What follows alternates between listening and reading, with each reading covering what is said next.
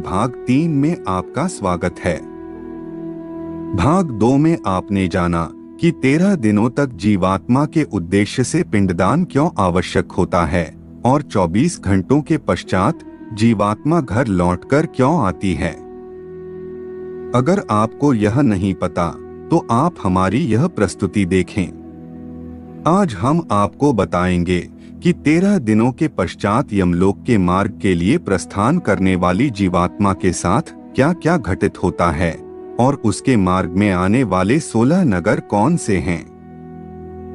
यह सब आप इस वीडियो में जानेंगे। कृपया वीडियो को ध्यान से देखें व धर्मार्थ चैनल को सब्सक्राइब करें।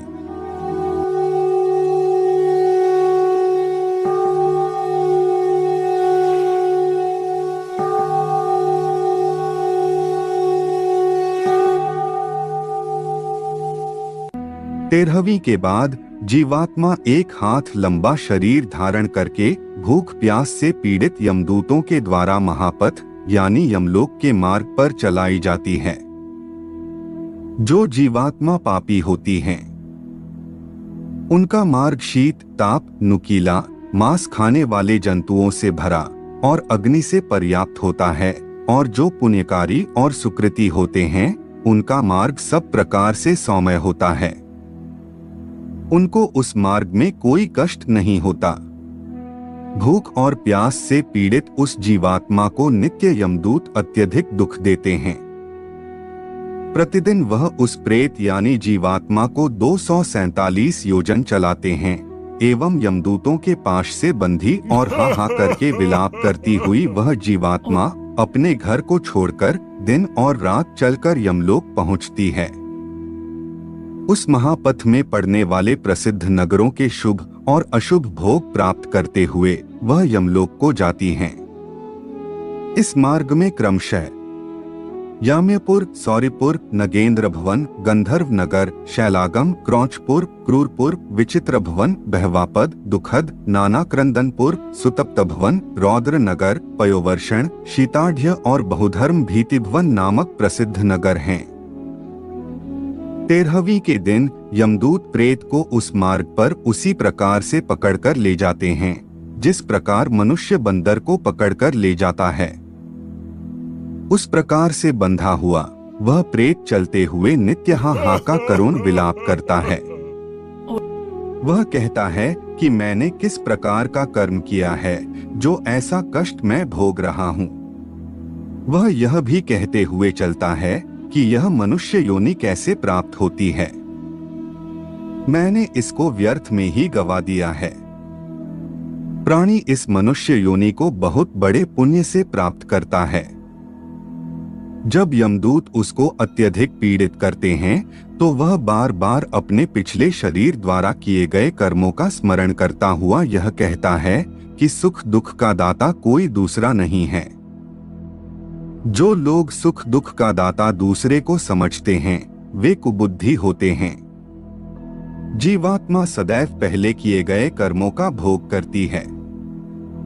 मैंने न दान दिया है, न अग्नि में आहुति डाली है, न हिमालय पर्वत की गुफाओं में जाकर तपस्या की है और न ही गंगा के परम पवित्र जल का सेवन किया है। मैंने जो कुछ भी किया है उसी का फल मैं भोग रहा हूँ। इसी प्रकार जब कोई स्त्री इस महापथ पर लाई जाती है तब वह भी विलाप करते हुए कहती है कि मैंने पति के साथ रहकर उन्हें कभी सुख नहीं दिया है और न ही उनके मर जाने के पश्चात उस वैधव्य व्रत का ही पालन किया है, अतः जो कुछ नहीं किया है उसका फल मैं भोग रही हूँ। मैंने मासिक धर्म अथवा चंद्रायण व्रत के नियमों से इस शरीर का शोधन भी नहीं किया। स्त्री का शरीर बहुत से दुखों का पात्र होता है। पहले किए गए बुरे कर्मों के अनुसार मैंने इसे प्राप्त किया और इसे भी व्यर्थ में गवा दिया।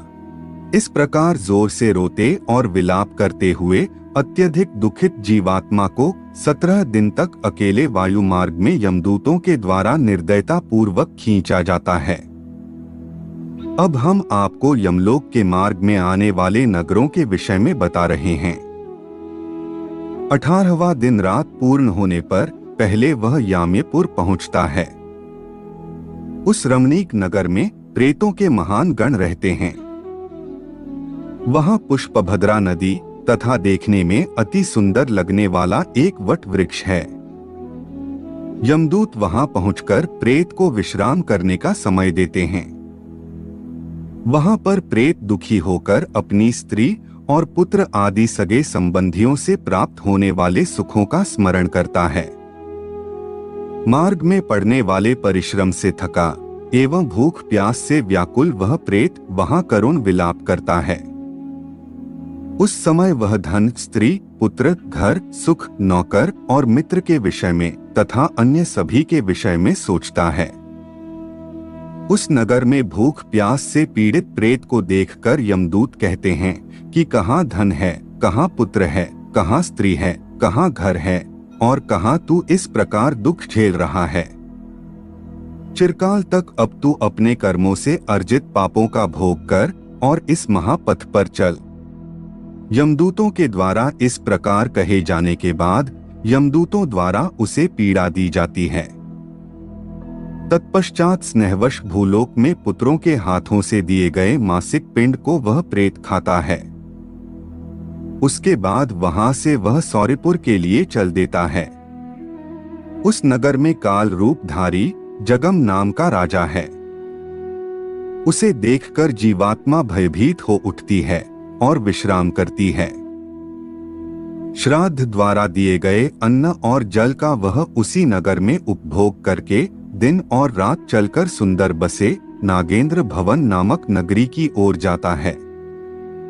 उस महापथ पर चलते हुए महाभयंकर वन देखकर वह जोर जोर से रोता है, बार बार रोता है और 2 मास बिताने के पश्चात नगर में पहुंचता है।